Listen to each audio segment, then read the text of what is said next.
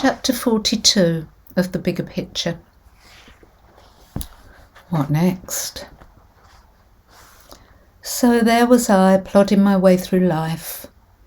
I left my job at the care home to concentrate on my Reiki business, but to be honest, it was not working out the way I imagined it would, which was another lesson. We try so hard to control our life and manipulate it into the way we want, rather than letting go and allowing life to flow. We expect our life to turn out exactly how we want, and the trouble with that is the almost constant disappointment when reality doesn't live up to expectation.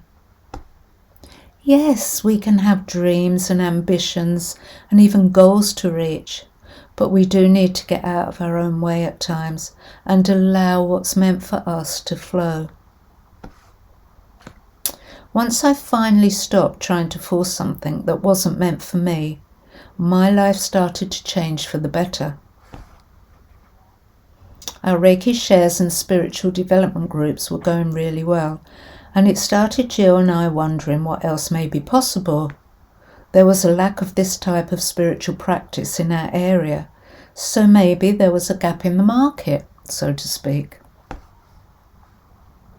I should add here that both Jill and I are very grounded, down-to-earth women who have a total love for life and want to enjoy it to the full.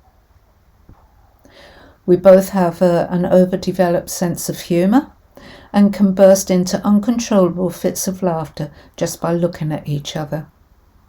We love to party and we love a drink. We somehow manage to bring out the positive in every situation and inject some much needed humour, even when the going gets tough. Having said that, we can both empathise with others when facing a tough time. Jill was a holistic therapist and was very much into the hands-on approach and could bring a great deal of relief and comfort to those in need. I, on the other hand, was more into the listening type of work and just getting people to get it off their chest. My hands-on work was limited to Reiki, and even there I worked mainly hands-off. It's not that I don't like touching people. I do, and I definitely love a hug, but I seem to get much more with the hands-off approach. So here we were, both of us Reiki master teachers with a wealth of spiritual experience between us. Was it now time to start helping others who were embarking on the whole mind, body and spirit journey? We started fairly small, with a few meditation groups and talks. One of the founders of our Reiki Share group, Jackie, was developing her passion for crystals, so we did a session with her. She did a talk on the properties of various crystals and how to use them, and she followed that up with a practical demonstration.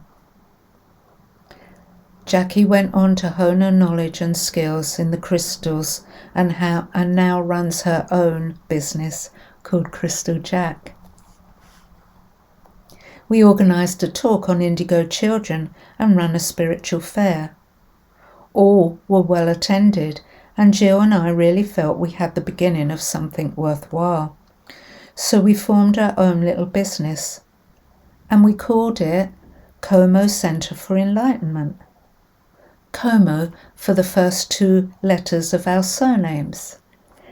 I'm Collier, she's Moss. I place my trust in my people and ask for help on how to get Como off the ground. We needed a launch event of some sort, but had no idea on what we could do. They did. They put the idea in my head, and oh boy, it was a good one. But I was unsure whether it would happen and was hesitant about making the first approach. But they had given me this idea, so the very least I could do was try. I made that first approach. Dominic C. James is a Reiki master and author of the Reiki Man trilogy, and he lived in our area. I needed to contact him and ask if he would be willing to be our guest speaker at our launch event. I sent an email. As soon as I hit the send button, my brain kicked in with, "It will never happen, he'll charge too much, he'll say no," and on it went. I checked my emails every 5 minutes for a week. No reply. That's it. He wouldn't do it. He didn't want to know. Jill and I would have to come up with another plan for our launch. Later, I was mulling over what kind of event we could come up with, and what a shame that Dominic didn't want to do it, as he would have been so perfect. I was still very much focused on Dominic doing the event and wondered if someone upstairs could give him a bit of a nudge.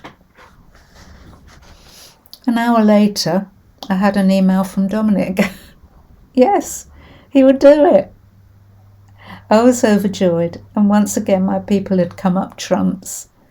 But I had forgotten that Dominic was a Reiki master too, and a very spiritual person. It's in our makeup to help when we can.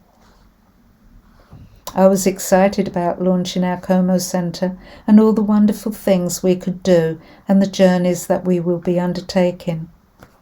I was excited about meeting our guest speaker and hearing of his journey into Reiki and how he became an author.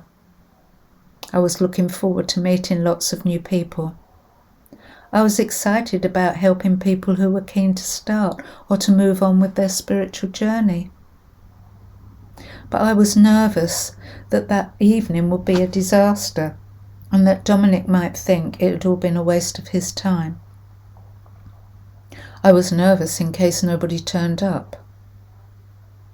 I was also nervous about the huge leap into the unknown. But I needn't have worried, because the whole evening was a success. And people turned up, and Dominic was lovely. I floated around on a high all evening, and I loved every minute of being in a hall full of like-minded people who chatted, asked questions, and showed genuine enthusiasm for our new venture. On Friday, 15th of June 2011, we launched our new venture, and the Como Centre was born.